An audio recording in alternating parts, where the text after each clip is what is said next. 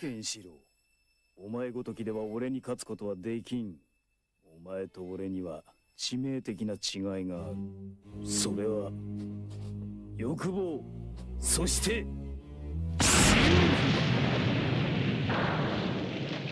So in this series, I'm going to talk about some of the different martial art masters that Kenshiro runs into, including Kenshiro himself. And I decided to start with Kenshiro's first real opponent, Shin. Now, originally Shin, he's called King. He's basically the king in an organization, the Kingsman. Basically a dictatorship of a gang that he formed, which consisted of Lieutenants Spade, Diamond, Club, and Heart. Shin is kind of unique in Fist of the North Star. He's not very well fleshed out. Actually, most of his story is found out later on and through other media, such as Kenshiro Zero Gaiden, where you find out that his style is called the Nanto Koshu Ken, the Lone Eagle Fist. And of course, you later on find out that he is also the star of martyrdom, Junsei, and he's destined to die, live, or love. But what we know about Shin is he and Kenshiro were friends and maybe somewhat rivals before the nuclear war that devastated the world. He himself also loved Kenshiro's fiancée Yuria, but he kept it secret, probably for friendship.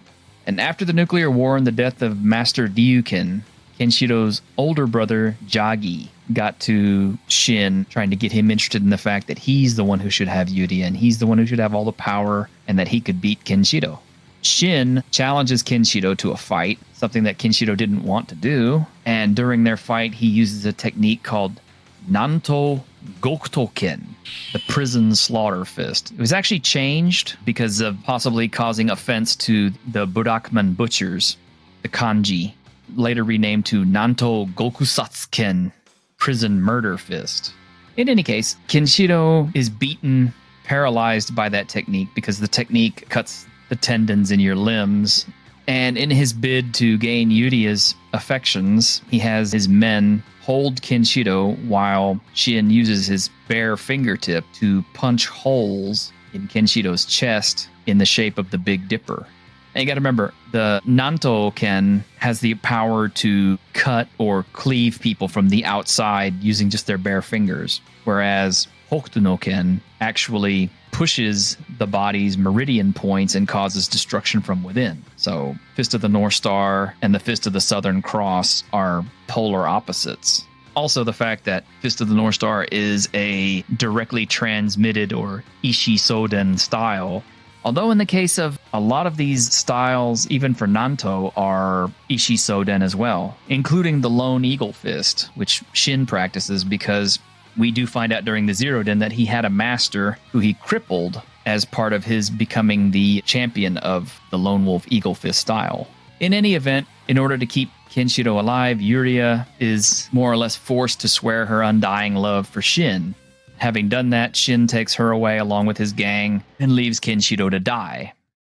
We find out how Kenshiro survives in the OVA, The Legend of Kenshiro, which is also where we find out more about Shin as well, and his master. And as I mentioned, King's Organization is Shin's gang. And using the King Organization, Shin manages to control all of the Kanto region, and he takes over a city that he calls Southern Cross. This is a city that he builds up as a show of love and affection for Yuria. He wants her to be his queen that rules over all of Southern Cross. And King's forces in the organization there are 4 lieutenants. There's Spade, Diamond, Club, and Heart. There's almost nothing known about all 4 of these guys other than the fact that they're all kind of brutal thugs. Spade apparently uses axes that he throws at people, and he's dispatched by Kenshiro in the very first book, or actually the very first couple of issues, like he's nothing. Another issue later, he meets Diamond and Club. He dispatches Diamond, who is a pole user. He has a pole staff technique. And then there's Club, who uses claws, and he is defeated pretty quickly as well. Heart is the only one who really poses any kind of a threat to Kenshiro because Heart is a massive person to the point where his body is soft and spongy. It temporarily traps Kenshiro's fists. Kenshiro, being the hero that he is, manages to overcome Heart with a technique of his own and then faces down Shin himself. Shin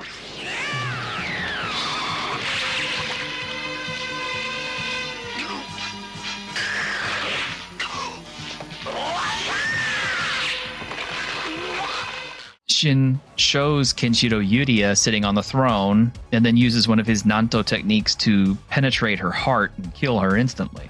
This drives Kenshiro into a rage. He and Shin fight, but it's a very short fight. Honestly, it was a little bit disappointing. By this point, you had Shin built up to be this major bad guy. I wish that the fight had been a little bit longer and a little bit more, punchy.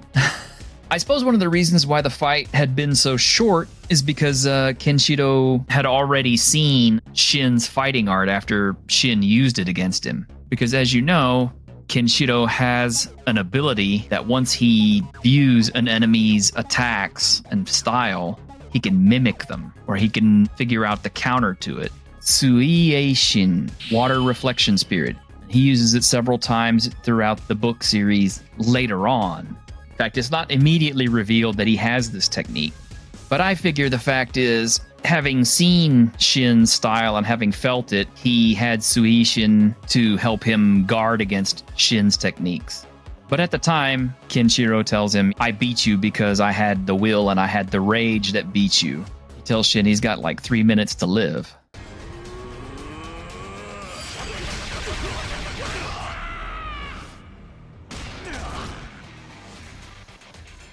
At that point, Kenshiro finds out that the Yuria that Shin stabbed through the heart was actually a doll that was made to look like Yuria.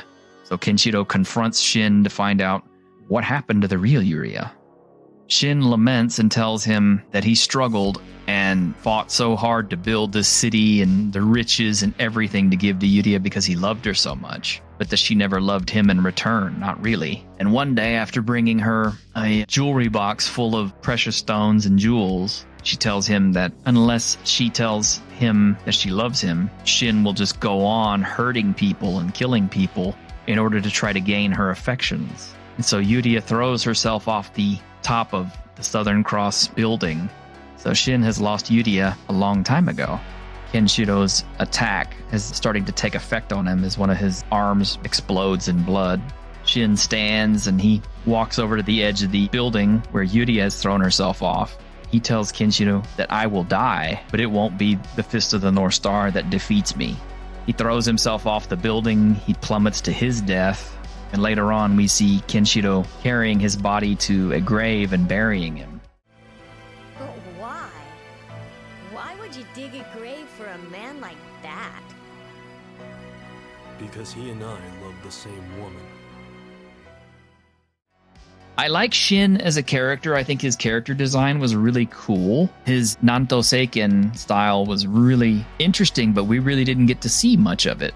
But during the 2008 movie Kenshiro Den, or Kenshiro Zero, they tell you that the man who taught him was named Fugen, and Shin had a training partner named Jugai, who was said to be of equal ability, but was left the training before he could become the new master.